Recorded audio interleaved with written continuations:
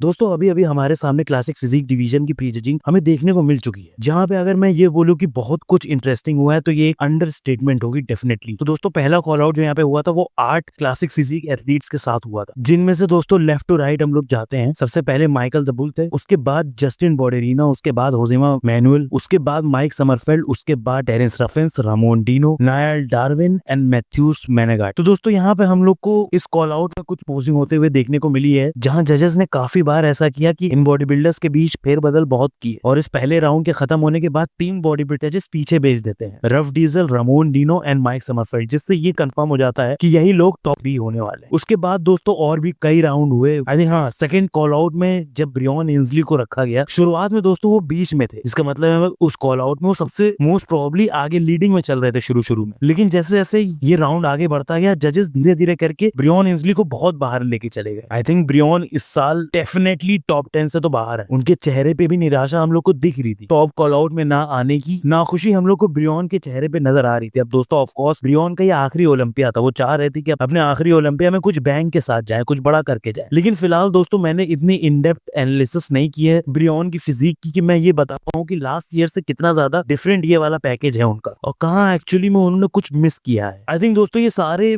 Main basic call outs जो बड़े number of athletes के बीच में हुए, उसके बाद एक्सट्रीमली इंटरेस्टिंग हम लोग को 2 कॉल आउट देखने को मिले। उन 2 कॉल आउट की बात करने से पहले दोस्तों हम लोग यहाँ पे सुनमीत गिल की भी बात करते हैं। अब दोस्तों Sunmeet Gill unfortunately last call out में हम लोग को देखने को मिले, लेकिन ये अच्छी बात थी कि उस कॉल आउट में जजेस के मुताबिक लीडिंग में थे सुनमीत। शुरुआत में जहां हमने ये देखा कि गिल इस पैनल पे बाहर की तरफ हम लोग को खड़े होते हुए दिखे, लेकिन धीरे धीरे करके जजेस उनको और अंदर लेते हुए आए एंड एंड में वो मिडिल में आ गए थे। जहां पे मोस्ट प्रोबेबली ये बोलना कि इस राउंड में तो इन बॉडी बिल्डर्स के बीच सुनमीत लीड कर रहे हैं, ये गलत नहीं होगा। दोस्तों ये सिर्फ शुरुआत है। इंडिया में ऑफ कोर्स बॉडी बिल्डिंग की जो पॉपुलैरिटी है, मुझे नहीं लगता दुनिया में कहीं पे भी और है। ईरान और इन सब जैसी कंट्रीज में हाईएस्ट लेवल पे उन लोग को रिप्रेजेंट करने वाले एथलीट्स हैं, तब भी हमारे यहाँ बिना रोल मॉडल को लुकअप करने के बावजूद भी काफी फैंस हैं। And without a doubt Sunmeet Gill वो हिस्टोरिकल फिगर है जिनको डेफिनेटली आगे आने वाले Indian classic physique athletes look up करेंगे कि भाई दिस इज हिस्ट्री। ये पहले एक इंडियन एथलीट थे जो कि क्लासिक फिजिक में ओलंपिक स्टेज पे हम लोग को नजर आए।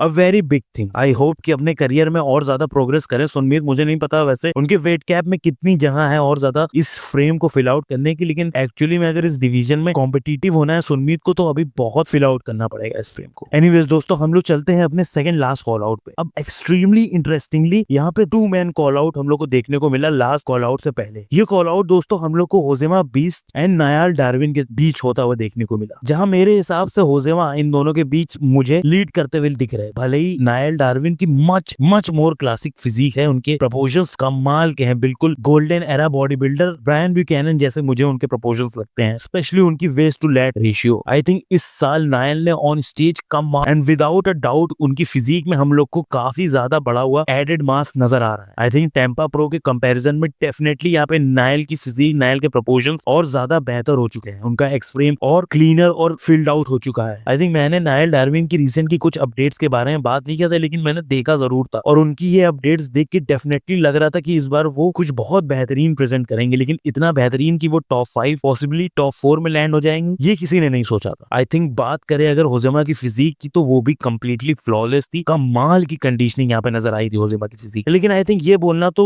बिल्कुल भी गलत नहीं होगा कि टॉप 5 में और भी जितने बॉडी बिल्डर्स हम करेंटली प्लेस होते हुए देख रहे हैं, उनमें से लीस्ट क्लासिक शेप अगर किसी का है तो वो होजेमा बीस्ट का है। लीस्ट क्लासिक उनकी वेस्ट बाकी टॉप 5 जितने भी एथलीट्स अभी हमें दिख रहे हैं वहां पे, उनमें से सबसे ज्यादा ब्लॉकी। लेकिन आई थिंक कंप्लीटली स्ट्राइटेड उनका चेस्ट, अच्छे क्वाड फाइबर्स और उसके साथ एक्सट्रीमली ड्राई बैक की वजह से आई थिंक होजेमा यहाँ पे डेफिनेटली एज कर रहे हैं नायल डार्विन को। इसी के साथ दोस्तों हम लोग चलते हैं अपने आखिरी कॉल आउट की तरफ। दोस्तों ये आखिरी कॉल आउट हम लोग को देखने को मिला इन 3 बॉडी बिल्डर्स के बीच, Ramon Dino, Terrence Ruffins and Mike Sommerfeld. अब दोस्तों इंडिविजुअल रूटीन्स जब चल रहे थे तभी मैंने रफ डीजल की फिजिक देख के ये सोच लिया था कि इस बार कुछ अलग होने वाला है रफ की तरफ से। इस बार डेफिनेटली रफ कमाल के शेप में आए थे और उनकी कंडीशनिंग, उनके इस क्रेजी शेप को बहुत ज्यादा 4 चांद लगा रही थी। अगर इन तीनों में पर्सनली मुझे किसी की फिजिक सबसे बेस्ट लगी थी या सबसे बेस्ट लग रही है तो वो रफ डीजल की। आई थिंक माइक समरफेल्ड का ये अभी तक का लास्ट ईयर के ओलंपिया और आर्नोल्ड क्लासिक को मिला के ये सबसे weakest version without a doubt. यहाँ उनके एब्स हम लोग को most of the time blurry नजर आए थे ऑन स्टेज। उनकी बैक बिल्कुल भी उस तरीके की डिटेल्स, उस तरीके की रिफाइनमेंट्स हम लोग को नहीं दिखा रही थी जैसे आर्नोल्ड क्लासिक में में हमें दिखी थी। लेकिन उसी के साथ मैं ये भी बोलूंगा पूरे लाइनअप में सबसे कंडीशन, सबसे ज्यादा शार्प और सबसे डिटेल प्रेजेंट करने वाले अगर लेग्स किसी के थे तो वो माइक समरफेल्ड के थे, जहाँ पे इट वॉज क्लियर की बॉडी में specially from the front Mike is extremely superior. लेकिन क्या ये अवर बॉडी की फेडेडनेस जजेस के लिए इतना बड़ा फैक्टर बनेगी कि उसकी वजह से वो माइक समरफेल्ड को यहाँ पे फर्स्ट पोजीशन से हटा दें? बिकॉज दोस्तों इस कॉल आउट की शुरुआत जो हुई थी वो रफ डीजल के साथ हुई थी। यहाँ पे हमें 3 राउंड ऑफ होस्टिंग देखने को मिली है, हर एक बॉडी बिल्डर को बीच में रख के। सबसे पहले रफ डीजल थे, उसके बाद माइक एंड एंड में रामोन डीनो। आई थिंक हर जगह जजेस इतना डिफरेंट तरीके से जजिंग कर रहे हैं कि मुझे नहीं लगता कौन लीड में है अभी फिलहाल। क्राउड की बात करें तो डेफिनेटली क्राउड फेवरेट सबसे ज्यादा रामोन डीनो थे। 2 बार हम लोग को दोस्तों रामोन डीनो बीच में आते हुए दिखे कंपैरिजन राउंड्स के दौरान, और दोनों बार इतना खतरनाक ऑडिटोरियम में पॉप चिल्लाहट हमें सुनने को मिली। बहुत बड़ा डेफिनेटली एक क्राउड, एक फैन बेस लेके आते हैं रामोन Dino without a doubt. But fan base से हटा के यहाँ पे आई थिंक दोस्तों ये रामोन का बेस्ट पैकेज है। मैं ये नहीं बोलूंगा कि रामोन की यहाँ पे अभी तक की लाइफ की बेस्ट कंडीशनिंग है, ना ही वो शार्पनेस और हार्डनेस है जिसकी हम उम्मीद एक्सपेक्टेशन करते हुए आ रहे हैं रामोन डीनो से। लेकिन आई थिंक यहाँ पे बहुत सही कदम उठाया है रामोन ने, जो भी उठाया इस ग्रुप में अच्छा खासा स्टैंड आउट उनको कराने के लिए। वहीं दोस्तों कुछ टाइम पहले टेरिक अल्गिंडी जो कि ओलंपियन जज है, उन्होंने बोला था कि रामोन एक्चुअली में इस बार मच मोर प्रोपोर्शनेट दिख रहे हैं, और दोस्तों हम लोग को यहाँ पे ऐसा ही होते हुए दिखा। आई थिंक रामोन की फाइनली ऐसी लैट इंप्रूवमेंट हो गई है जैसी हम उनसे चाहते थे। आई थिंक अब मच मोर प्रोपोर्शनेट उनके क्वाड्स टू लैट फ्लेयर नजर आती है, या आई मीन यहाँ पे आ रही है, जहां मेरे हिसाब से डेफिनेटली रामोन का ये दी बेस्ट पैकेज है। आई थिंक प्रोपोर्शन वाइज अभी तक बेस्ट है, सबसे बेस्ट अभी तक की उनकी कंप्लीटनेस है, बैलेंस है इस फिजिक की, और हर वो चीज है जो कि एक्चुअली में इस डिवीजन में उनको जिता सकती है। बट आई थिंक अभी भी दोस्तों बहुत कमाल का